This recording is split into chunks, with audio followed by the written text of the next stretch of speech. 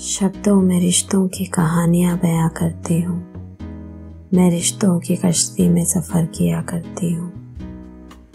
दोस्तों, हकीकत के पन्नों से आज मैं प्रीति आपको सुनाने जा रही हूँ सच्ची घटना पर आधारित मेरी अपनी लिखी कहानी, दर्द भरी सच्चाई। दोस्तों, कोरोना जैसी महामारी का सामना देश ऐसे करेगा, ऐसा तो शायद ही किसी ने सोचा होगा।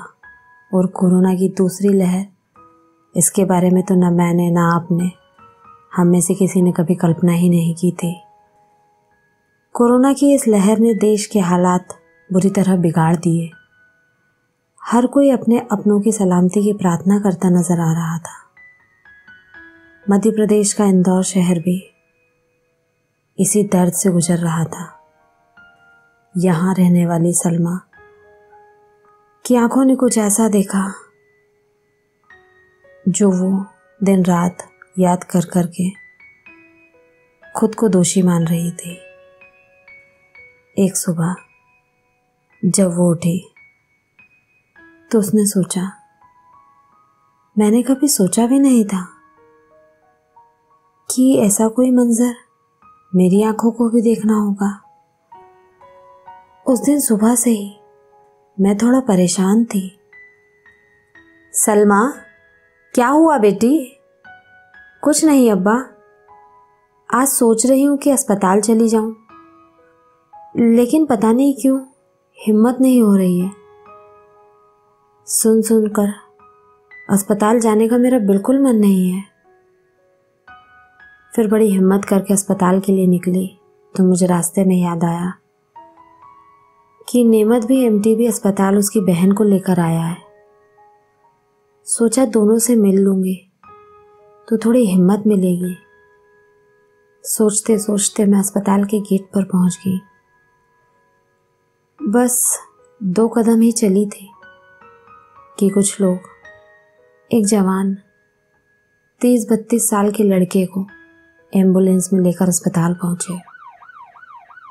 उसके साथ ही जल्दी से उतरकर रिसेप्शन की तरफ भागे और वो लड़का मुंह पर ऑक्सीजन मास्क पहने चिल्ला रहा था, मुझे बचा लो, मुझे बचा लो।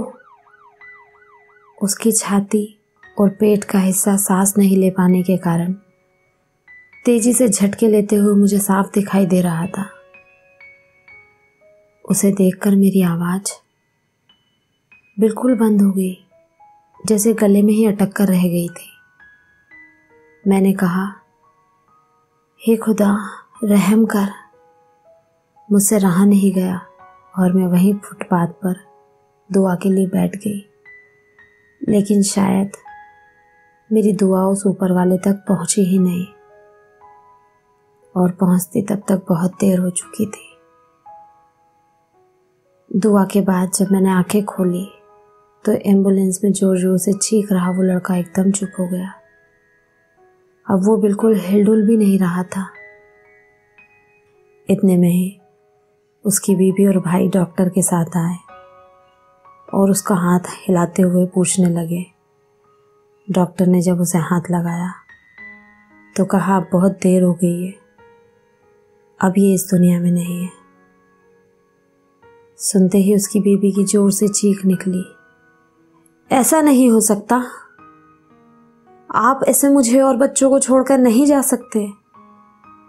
मैं बस देखती ही रह गई इस दर्दनाक मंजर को, इस दर्द भरी सच्चाई को। कैसे एक इंसान यूं मौत के आगोश में चला गया मेरी आंखों के सामने। बस चंद सेकंड और सांसों का सिलसिला थम गया। बस इतनी सी है ये कहानी। दोस्तों, आपको मेरी कहानी पसंद आई हो तो मेरी कहानी को लाइक और शेयर ज़रूर करें।